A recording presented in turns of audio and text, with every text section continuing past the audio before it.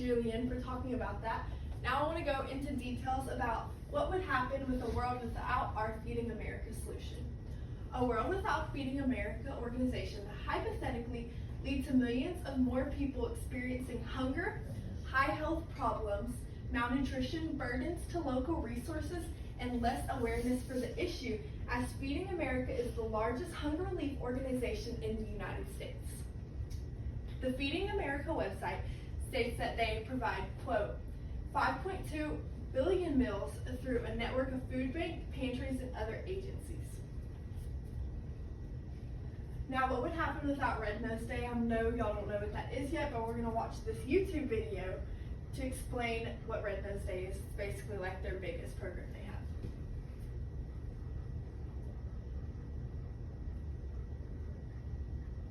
I am hopeful for a day where children do not know hunger.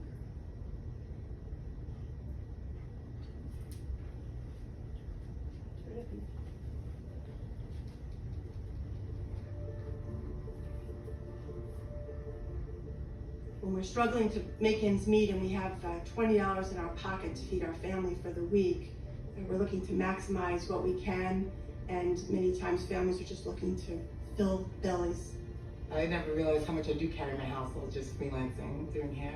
Financially, all around, because I went from going basically 7 days a week to nothing. I felt it because of my concern of not being able to provide for my children, making sure they could eat, have a roof over our head, pay our bills.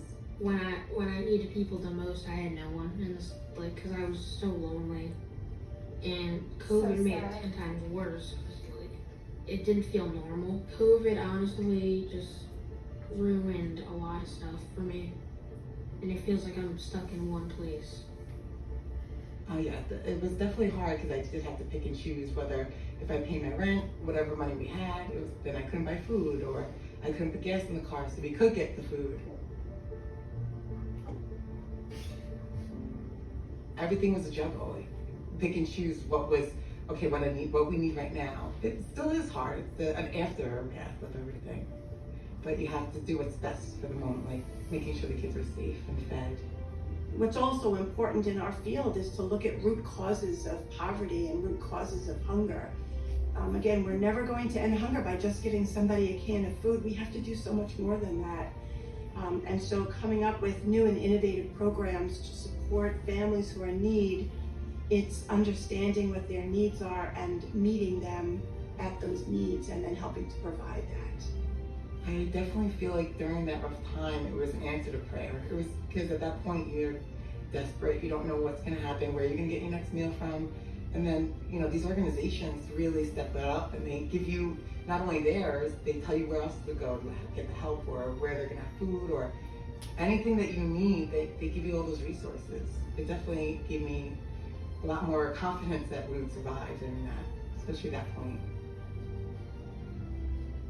Our staff keeps their red noses in their desks. We can't wait for Red Nose Day each year. It's exciting, it's fun.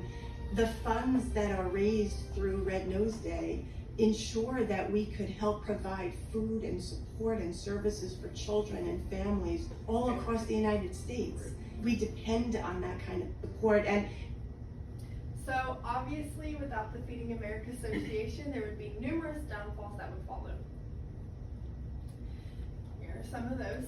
Feeding America gives over 46 million people without their services. Those individuals will likely struggle to access sufficient food. Next, food insecurity can lead to higher health problems and malnutrition, especially with children and vulnerable populations, which is who they usually give back to. Soup kitchens, local food banks, and shelters would be put under stress and high demand to deliver food needed, as Feeding America is obviously the #1. Food insecurity can lead to higher crime rate, poverty, and lack of education. And finally, Feeding America raises awareness to the issue of food insecurity. Without this, it would be more difficult to get awareness out, and that would make it harder for people to understand the scale of the issue. Now with that, I'll pass it to Lana, who's going to tell y'all why we should take action. Thank you.